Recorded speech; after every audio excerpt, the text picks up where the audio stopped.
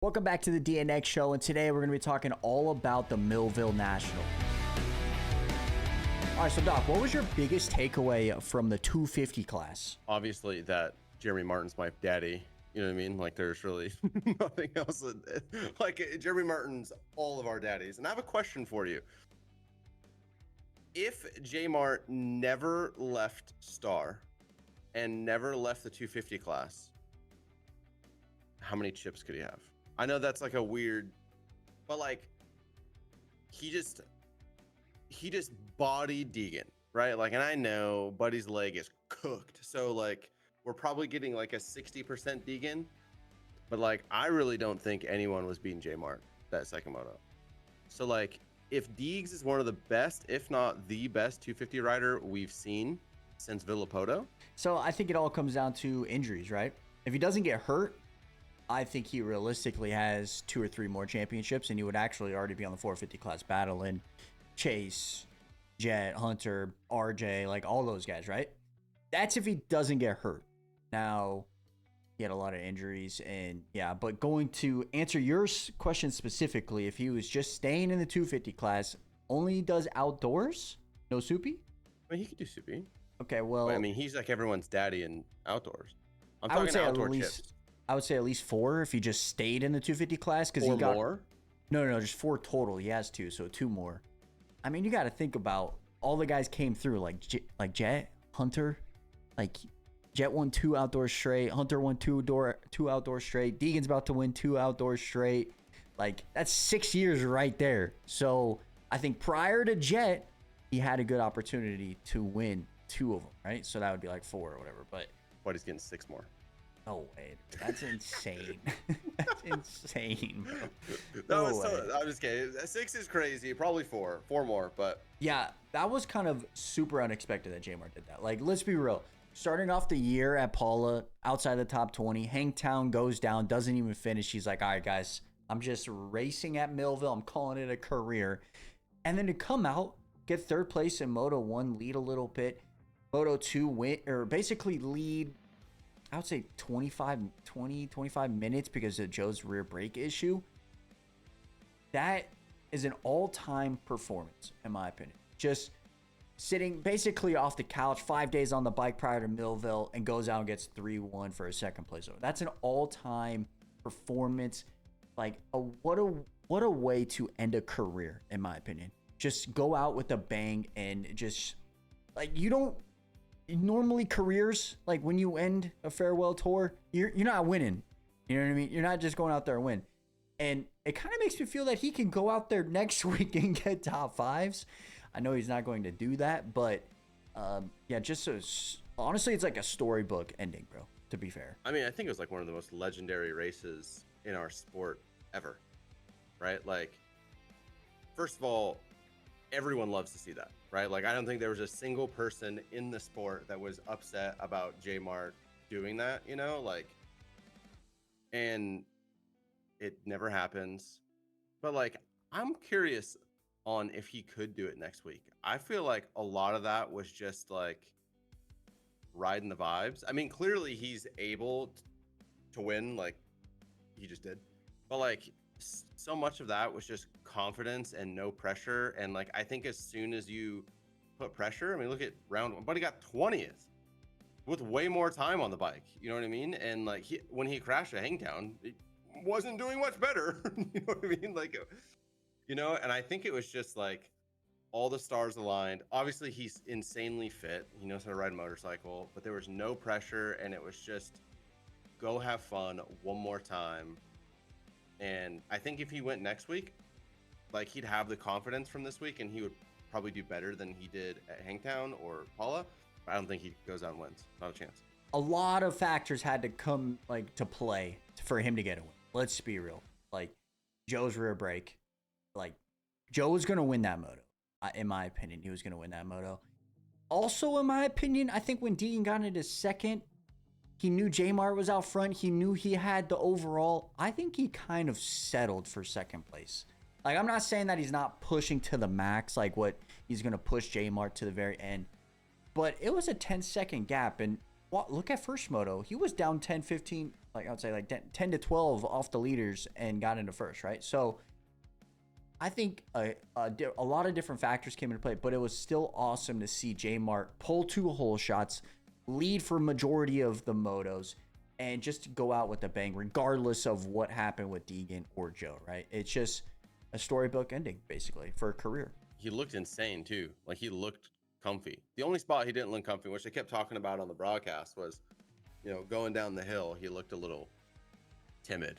But other than that, it was no Cody Shock going down that hill, you know? Yeah, and that hill is freaking massive, bro. I'll tell you straight up. It is massive.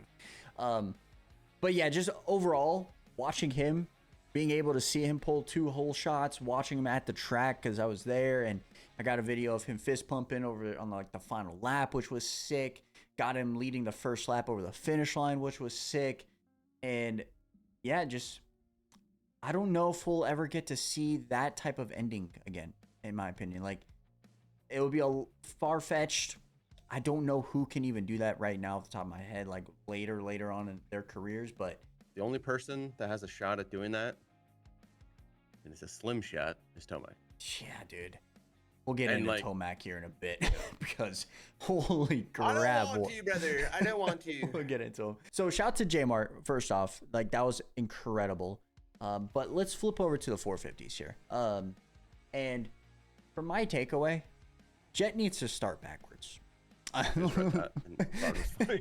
Like, seriously, the guy is possibly the best starter there is. That's He stupid. knows It's insane. he knows how to manage races when he gets into the lead. Like, he doesn't push.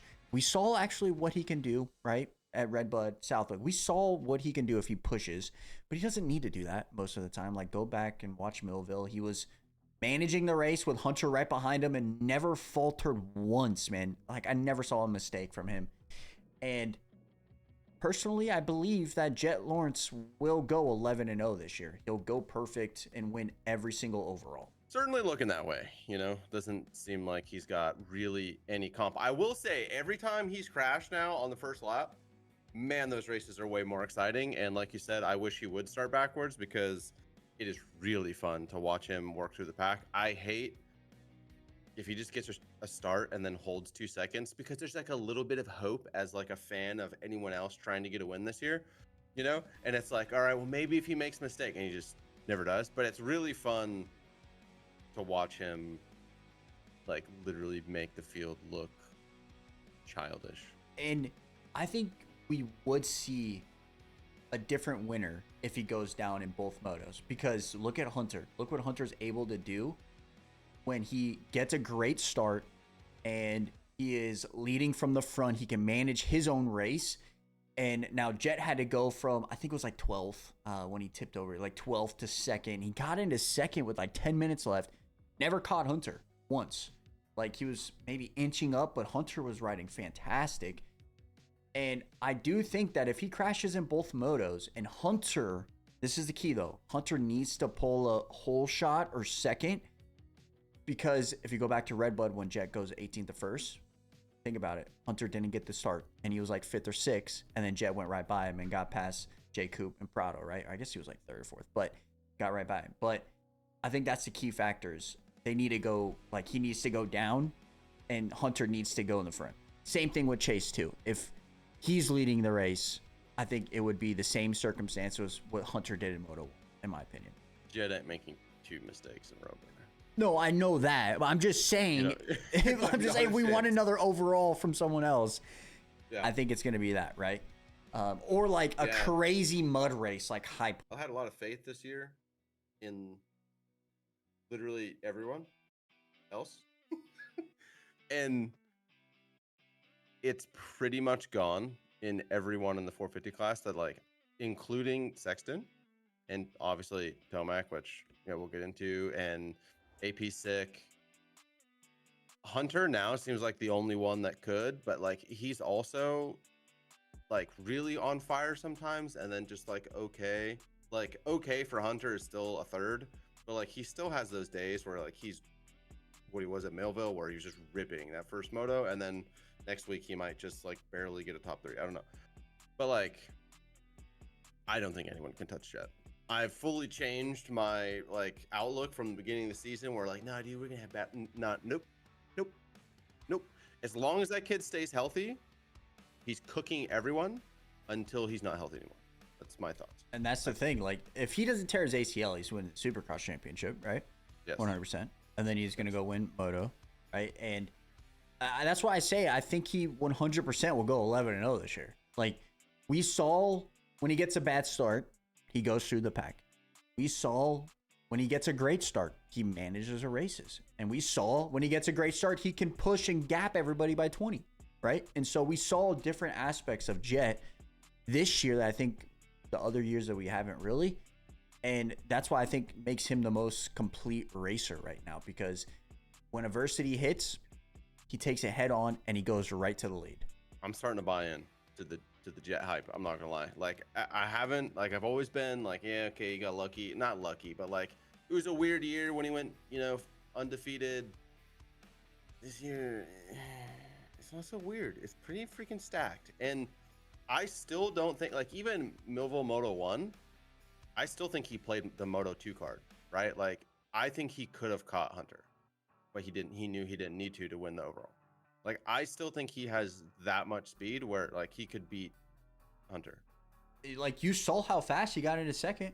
I mean, at the track, it was like 5 laps, and he got into second. And he made the most dirtiest pass on AP and Chase, a little 2-for-1 before the finish, bro. That was so freaking dirty, and he just makes it look so effortless and so easy out there. And you might be right, Like, he played that second moto card, and he just like didn't want to force it, didn't want to push over and overexert himself.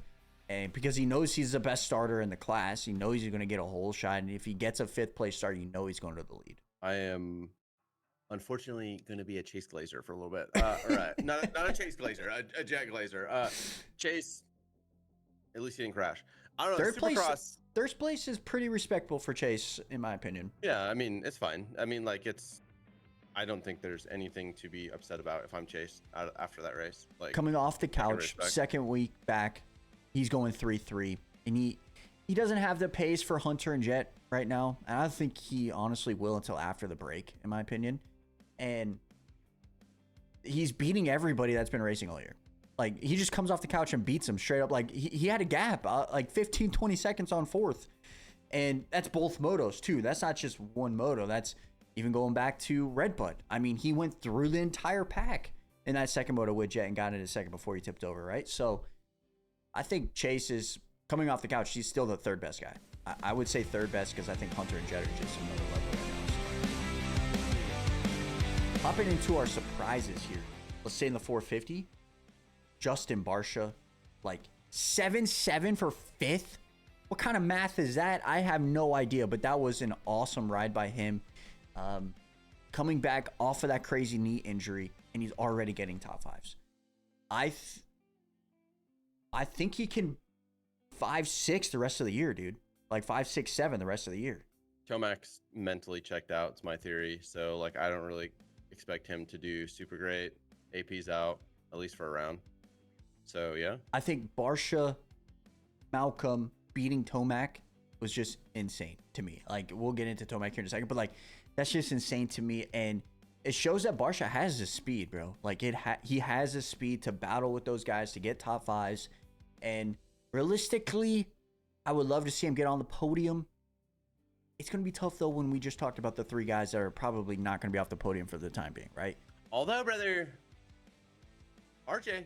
That is also another surprise, man. RJ absolutely ripped out there, dude. RJ, baby.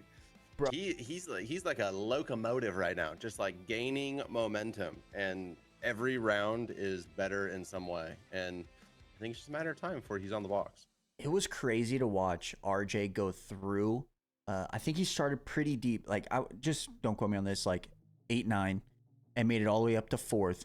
And in Moto 1, I'm sitting there right below the sweeper before the Mount Martin. All right. And one lap, he's behind Tomac. I'm like, is RJ catching Tomac right now? Next lap, he's already 7 bike lengths ahead of Tomac. I'm like, what the hell is happening?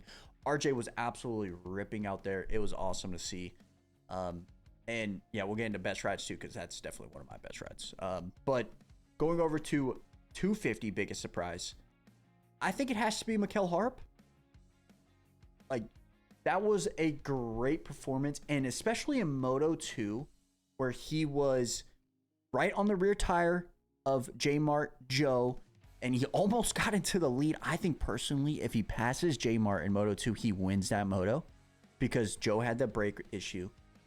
But since he got stuck behind J Mart for one too many laps, he kind of lost pace a little bit. Still finished on the box. That's a fantastic performance, in my opinion. I mean, but he's got to stay now, right? That's what I'm saying. He has to. He's getting freaking fourth places. I think that's like back-to-back fourths, bro. He's getting a podium. Like, the next stop is on the box.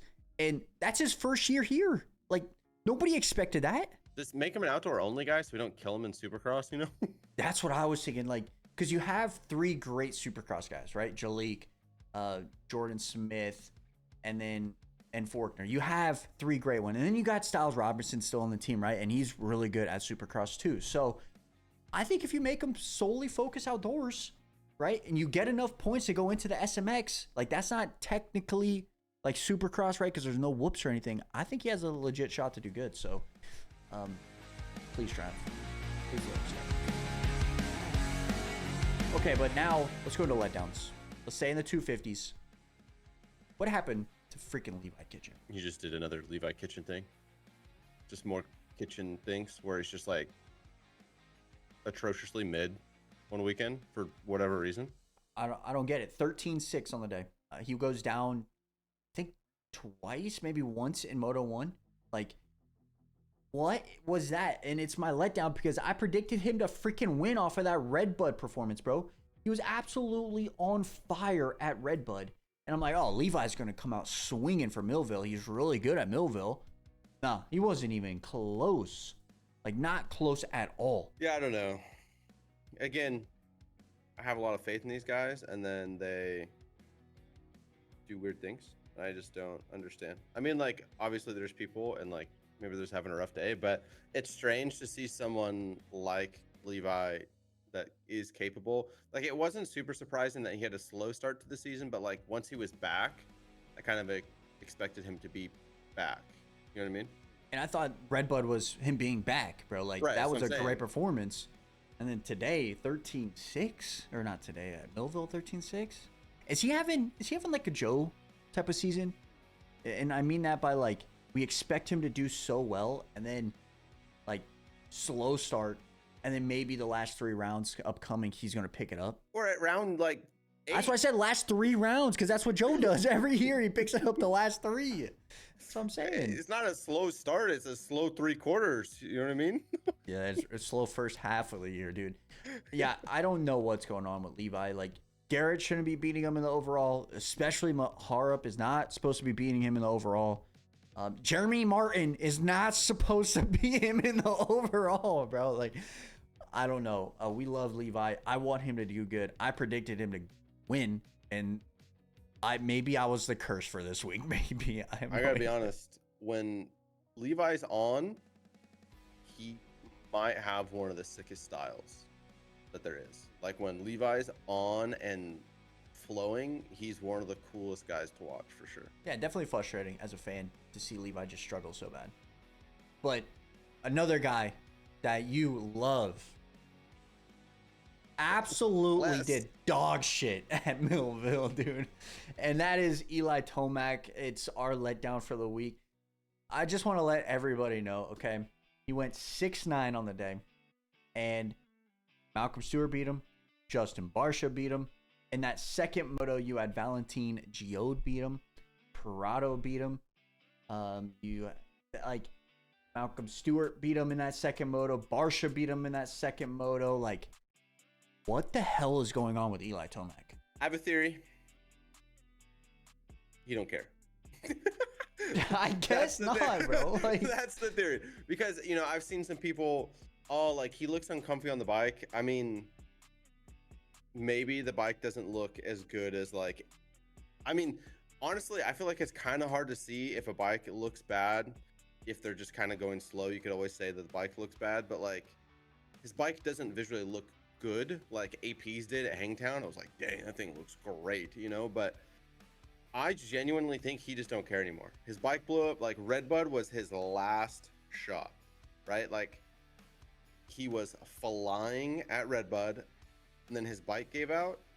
And since that second, like you can't tell me that his bike was dog water Moto 1 when he was ripping, and then Moto 2, it's just like infinitely worse.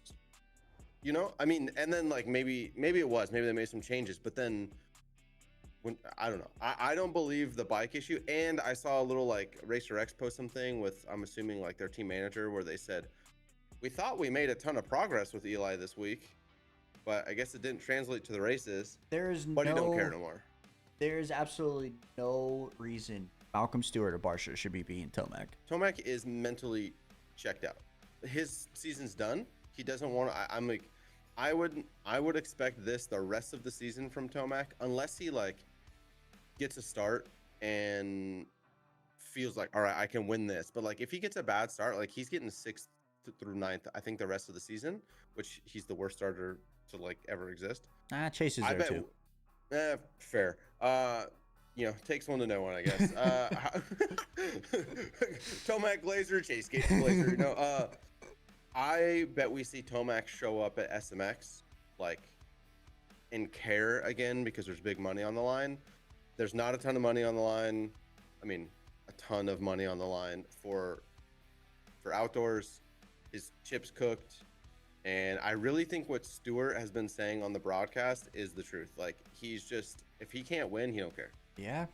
It's just frustrating to watch, too, because when that bike blew up at Redbud, you could just tell he was over. Because that second moto, where was he? You know, like, obviously, he went through the pack, and I think he got, like, 7th overall at Redbud, or, like, 7th in that moto in the second moto. But he started 4th faded.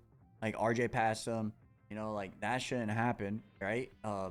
Not at all. It shouldn't happen. RJ's ripping, but like that shouldn't happen. And when he started, it's ahead of him. Moto 2 just couldn't get through. Valentin Gio, like what? Barsha, like, Stewart. That Moto 1, watch it back. He wasn't going backwards until he got passed by Jet. And then he just. So you think he mentally checked out, like similar to what Prado did? He saw the guy on the floor, then he got passed, and then he just checked out. Not as bad as Prado, because Prado dropped to 6th or 12th. But if you watch that race back, I think that's exactly what happened, because Tomac was flying. He was going like he was attacking, going forward. Jet blows back past him like he's going backwards, and it was just. And then so frustrating, was atrocious. You know, yes. I really think it was just like whatever.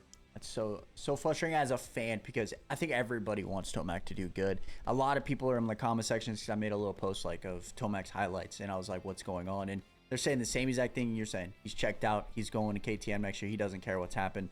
It's just similar to what happened with the last year of Kawasaki, where he had some bike problems, and he just went there and for the weekend just to race, to get it over with, right? He wasn't taking risks. Yep. Yeah, I mean, I think that's a big part of it too. Like, we can say like, oh, he's just giving up, doesn't care, but like we have to remember that like they're like borderline dying every second they're on the bike. So like, you know, let's just get to the next stage of whatever we're at. And so if I can't win the race, I'm just gonna back off a little bit. Like I said, I think we see him show up at SMX because there's a reason, and he's really good on those tracks and like comfy. And I think we should see him show up for SMX, and then I think Supercross until he gets dogged on, and then he'll probably stop.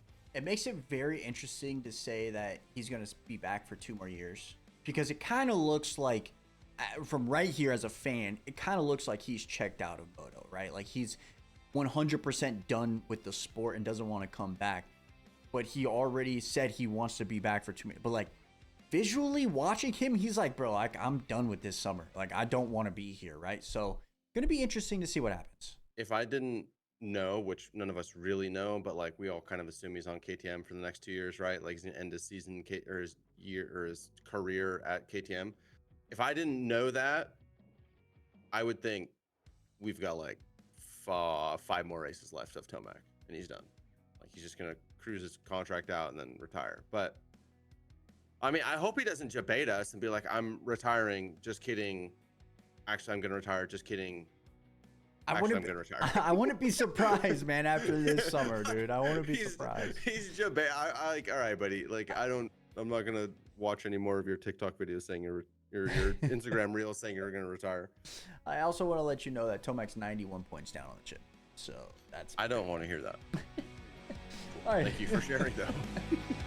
I will log that information away. Let's jump over to our best rides now. And I have 3 guys. I have Hunter, RJ, and Geode. Okay, so Hunter winning Moto 1, fantastic. He dominated that moto. RJ going through the pack, getting 4th. Like, he is the 4th best guy, I think, right now, especially with Jay Coop possibly being hurt with that crash in qualifying. So, like, RJ's on the edge of getting a podium if the falls or like the cards fall in his favor, right? And then Geode beating Prado straight up in Moto 1, getting a 6 in Moto 2, which is insane, and getting 8th overall. Fantastic performance by Valentin Geode. RJ probably kicking himself for not moving up to 450 class like 8 years ago. That's what I'm saying. Like, he would be a dominant rider in the 450 class even a couple years ago, dude. So yeah, I'm saying, like, I mean, I'm actually really curious to see him in Supercross. I think he might be really good. I hope really good. I think he might be really good in Supercross. I really hope. But then going into 250 best rides, I think we both agree here it's a Triumph team. All 4 in the top 10. Yeah, all 4 in top 10. Shout to Faulkner. I was literally a week too early, bro. Why has that always happened to me this year? A week too early where I say Austin Faulkner top 10 and he gets it at Millville. Like, what does the Moto gods have on me, man? Like, I don't get it. But yeah, fantastic ride by him. Mikel Harp, like we said, got 3rd in Moto 2. He got 4th overall. And then you had Austin Faulkner 8th, Jalik Swoll 9th, and then Jordan Smith in 10th. So awesome performance by all of those guys. And I hope they keep on killing. I hope Mikel Harp gets another good start because I think he can battle right there, and hopefully he can get a podium this year. One guy that we didn't bring up, though, for Letdowns, Tommy V. Not the greatest Moto 1. And then Moto 2, he DNF'd in the rollers. He just said, yep, I'm done. My head hurts. I'm out of this bitch. And yeah, he did not ride that great in Moto 2 or in Moto 1 though. What place did he get in Moto 1? Where is his freaking name? He got 6. Started way back in the pack and got up to 6, but he's a front runner. He should be not in 6th place, right? So yeah, just wanted to throw that in there. I got some fan questions, and we'll run through these real quick. I got a bunch, actually. Okay, so first one is by Jeremy. And he says, why was Tomac struggling so bad? And we kind of just talked about it where he just, yeah, he does not care one bit. Next, I have from G59. He says, opinion on Tomac. Does he come back swinging the last rounds, or is he over it? Over it. 100%. Not even close. I think 50-50. If we get to start, like you said, he's going to be swinging. If he doesn't get a start, it's going to be bad. He will send it till he gets passed by Jet. Then he's going to fade. I would say keep an eye on that. Keep an eye out on that if that happens. Like, if I want to see if it, like, actually if that comes true. You know what I mean? Dude, I'm telling you, he's going to get, if he gets a start and he's ahead of Jet, he's going to go for it. And then as soon as he gets passed by Jet, it's Gingers. It's crazy to think that Impala, freaking both motos, he was on his ass, and we were like, oh, this is going to be a great summer. And then every weekend after that, it's just been downhill. Okay, next question we got from Justin Tucker. He says, J-Mart ripped hole shot with no starting blocks. Thoughts? I don't know how that's possible. He's short as hell, so I don't know how he's not touching the ground. Isn't he only like 4'9"? So, I don't know how that's possible.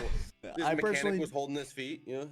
Yeah, I didn't personally see that, so I'm not quite sure, but his starts were on point. So no starting blocks it is. I mean, that's crazy because he would have to lean like crazy to one side. Maybe like, he's just using one foot. That's what I'm saying, but even then, he's so. I mean, he's like, isn't he like 5'5"? Like actually, yeah, like 5'5". So like, I'm 6 foot. If I'm leaning with 1 foot, like I'm still gonna be leaned a little bit, right? So like, a little tiny troll is, you know what I mean? Yeah. He's gonna be, but he's cooked. Yeah, for real. But his starts were insane. I don't know how he did it. The next one that I got is from Jax, and he said, if Anderson is back, he goes 8-8. Levi Kitchen 2-1. I don't know what that means because I asked what he thinks about the weekend. So I think he maybe thinks that that's the prediction for next week. But shout out to Jax. Well, Blake, he says, will Harrop stay in the U.S. on a triumph for next season due to his impressive performance? We both agree. I hope so. Yep. I hope so. Like, Buddy deserves it for sure. He 100% deserves that ride, in my opinion. We got Brady. He said, how hot was Millville? It honestly wasn't too bad. It was a little humid. The heat was not horrible. It wasn't Phoenix, like 112. I think it was like in the 80s, I think it was. The sun, I definitely got sunburnt. I'll tell you that. Definitely got sunburnt. But overall, not bad. I didn't put sunscreen on. I didn't put sunscreen on, bro. I'm white. Like, what do you expect? I mean, I did walk around the entire place and like it felt fine, honestly. I didn't get like overheated, I guess you would say. So yeah. Okay, and the next one that I got is, why is Deegan washed? He's not. Buddy. And then Nick, he says, Tom Vial, KTM or MXGP, what's he do? I saw a rumor today on Twitter that not he's the going Twitter to rumors. be. It's from Kellen. So Pulp tweeted out that Kellen got the scoop that he'll be at Paris Supercross on a 450 Honda. So why would he even do Paris if he's going to MXGP? I have no idea. What's the point of going to Supercross on a 450 if he's not doing it? I don't know. Is Buddy going to like Phoenix Honda? No. MXGP Honda, like HRC Honda. Like a HRC Honda? Yeah. Why would he do Paris Supercross unless he signed it last year to do 2 years? You know what I'm saying? But like, what's the point of that? Because he's not racing Supercross, so it's no testing for that. It's just a free race. I don't know. Yeah. Kind of interesting. But that's what I saw today. It's going to be on a Honda 450 at Paris. Test. And then I got some more here. Owen says, could Justin Barcia podium a race this year? We kind of brought it up. I think he could. He could. If the math works out and it's a crazy, crazy weather day. He is a psychopath at Unadilla, though. That's what I'm saying. Unadilla is possible. That's what I'm saying. The gravity. So Joby says, how was it witnessing J Mart's win in his last ride? It was awesome. The crowd was insane. Every single time J Mart came around, like where I was, I had a blowhorn in my freaking ear every single time, dude. But overall, the atmosphere was amazing. So I would definitely check out Millville. Obviously, I know it's J Mart's last race, but just regardless of that, the atmosphere, the whole track, everything was awesome. Ali said, did you meet any riders? I did. I met up with a couple of my boys that we sponsored, Kevin Moran's. And then we also met up with Jalik Swole. I just talked to Jalik for a little bit. So a little bit, not too much. Super Motocross page said, exactly how fast is the top guys going down Mount Martin in miles per hour? I cannot tell you. I don't know. I don't have a speed gun. But he had a radar gun out there, Like, I don't know how you want me to check that. 6.3. I would guess 45. I would say 50 to 60, bro. You think so? Peak speed? Yeah. Like Cody Schock doubling down? Yeah. Psychopath, by the way. Crazy. Top 20 guy. Third place star in Moto2. Okay, so shout out to Nate. Shout out to the boy Nate. HRC needs to be investigated. What do they have in the water for the 450 class? They got that start button. Jet Lawrence, Hunter, just amazing head starts, and then they can manage the race in my opinion. So yeah, they're just too freaking. Okay, Get rid of the steel grates. I agree with that. It would add up a different dynamic, 100%. Yep. I got four more. Or I got three more because one just says Deegan, so I don't know what that means. Okay, so Sundling 147, he says, thoughts on J Mart winning, and you think he'll come back for some more? I thought it was awesome. No. Only thing I could see him coming back for is possibly next year Millville on a 450. That's the only thing I can see. If he does, it's like a privateer ride for himself for fun. Yeah, that's what I'm saying. I don't think anything crazy, but that's the only thing I can see. No, not a chance he's not coming back. Shout out to the boy Chris. He says, is Eli off the pace or is he just cruising until the season ends? Kind of already answered that. The latter. Mac, he says, do you remember seeing me there?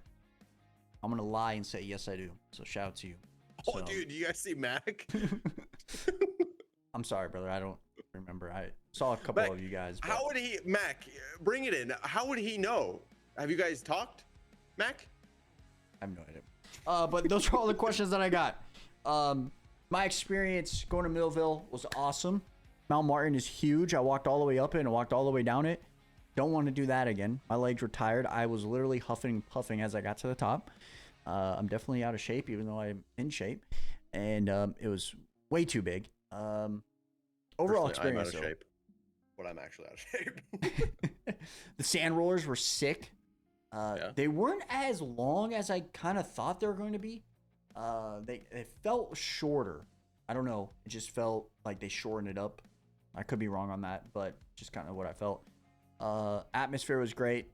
The pits were pretty damn good. We got in and out pretty quick too, so that was spectacular because I hate traffic. And maybe on live stream for the watch party, I'll talk a little bit more about it, so make sure you guys stay tuned for that. But yeah, so this is our review. Sorry it is out so late. I got back literally last night at 3 a.m. at my house, so I couldn't record anything. So we do apologize for that. But with that being said, hope you guys enjoy this.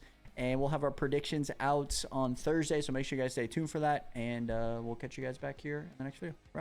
Peace.